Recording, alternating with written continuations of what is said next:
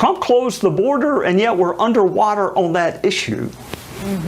We are underwater on that issue. Well, would you take a look at that? Not even a good old Fox News can run cover for the Republican Party anymore, as the American public is now so keenly aware of just how moronic the party really is in this moment and how they are incapable of enacting policy that people actually support or even just generally running the country. They have to go scramble to Fox to beg for support and ask for, how do we fix this? Well, let's just blame the Democrats. The speaker in question here is Republican United States Senator Joni Ernst, and this whole interview is so clearly trying to make Republicans look good or give her the opportunity to be like, well, we're doing the best things that we can, and yet, they still cannot hide from the fact that nobody likes their immigration policy or their economic policy or their foreign policy, so they just have to complain and whine and push away and deflect. That's all they can do. And yet they still do admit on Fox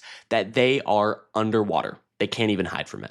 So we're going to take a look at the rest of this interview, see what kind of mental gymnastics these goblins got up to in it, and also take a look at some other devastating policies from the GOP. So be sure to stick around to see it all the way till the end, and don't forget to leave a like on this video and subscribe to the channel. It would really mean a lot. All right, let's jump in. So this Fox interview is specifically talking about immigration, one of Trump's key platform policies in the 2024 election, and practically his main message of 2025, right? I feel like immigration is kind of the whole center point of Trump 2.0, Trump in his second term in general, and it has just been catastrophic for the American economy, the American public, trust in the government, ICE as a foundation in and of itself, and we saw that, right? We saw that come to fruition in Minneapolis, and we've seen reports of horrific abuses in ICE detention centers. And just over and over again, the American public understands that the Republican Party is at fault here, right? You look at the GOP and you can't see anything other than this reckless, cruel institution forcing this barbaric policy onto the American people. And yet, in this moment, instead of taking accountability or doing some soul searching or even looking at the Republican Party and potentially looking for improvements or implementing change,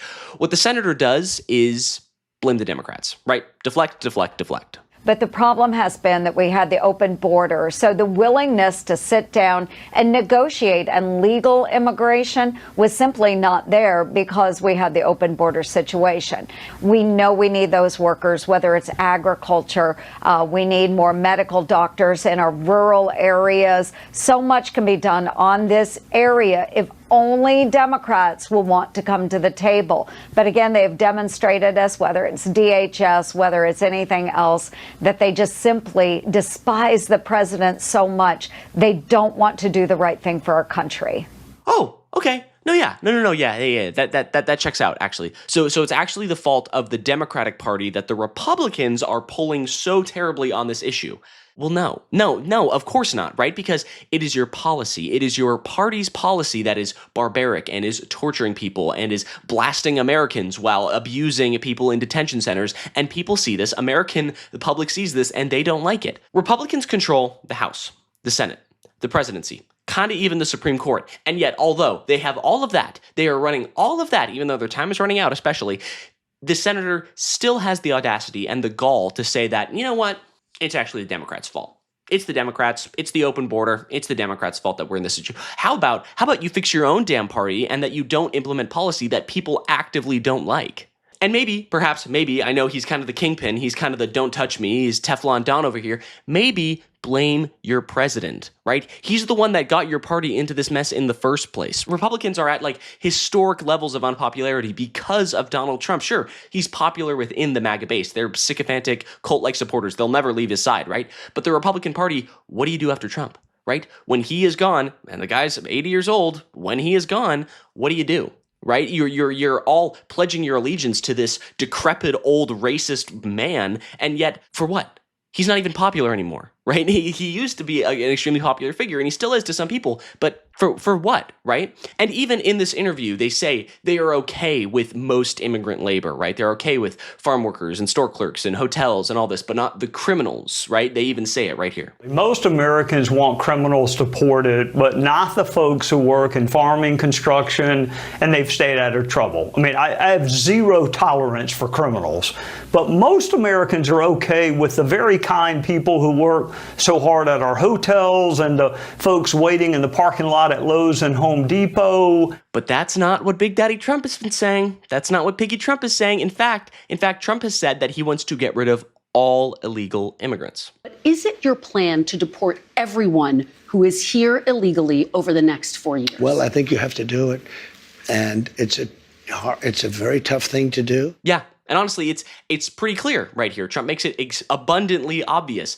It is all immigrants. He has a white, nativist, nationalist agenda to get rid of all immigrants, and yet Fox now has to backtrack, and Republicans have to backtrack his words and say, whoa. Well, it's clearly super unpopular to get rid of all immigrants, so we'll just get rid of the bad ones. That's always been what the policy is, and yet immigrants are less likely to commit violent crime than U.S.-born citizens, right? It's always been, we're just getting rid of the bad ones. Then how come you're deporting people who have never committed a crime, who have never been even pulled over, who have never done anything wrong in this country? They just happen to have crossed a border 35 years ago, and now you're deporting them to a country they don't know.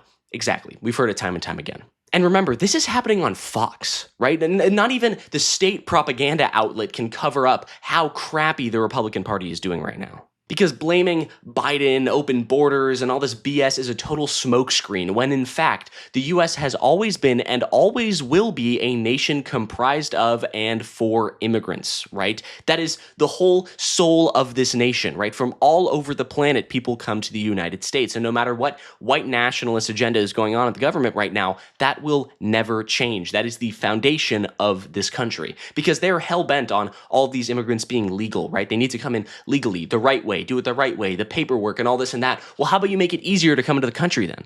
How about you make it easier and fund institutions to actually properly control that method, right? To have a, not an open border if you don't want that, whatever. You have a border that is well controlled. People come in, right? They process paperwork. They do things much quicker than the 10, 15, 20 years that it often takes people nowadays. Because the only difference between legal and illegal is paperwork. Right? And surprise, surprise, if you forcibly remove a large percentage of the labor force that is comprised of these illegal workers, the economy stumbles, things get more expensive, and communities and cultures suffer, and people don't like you for it.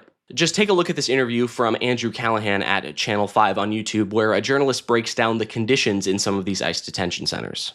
Many people were being forced to kind of either eat expired food, rotten food, or just go hungry. Many people were not even getting screened medically when they came in, and they were also not giving people adequate means of communicating with the outside world. So some of the basic essentials that federal standards dictate you were supposed to require, give people in these facilities were not there. And so in that case, the inspectors came back and said that there were 60 violations of ICE's detention standards. And wouldn't you know it, a lot of these centers are run by Trump's billionaire buddies. So more inmates, the more cheddar cheese for the greedy elites, right? And people recognize that. People see that. That is why Republicans are, according to their own words, completely underwater on this issue. Again, one of the key issues of the Republican Party. Immigration was the main sticking point in 2024, and it's what probably got Trump into the White House. And yet here they are completely underwater on this issue because everyone knows he's a corrupt goblin for good reason.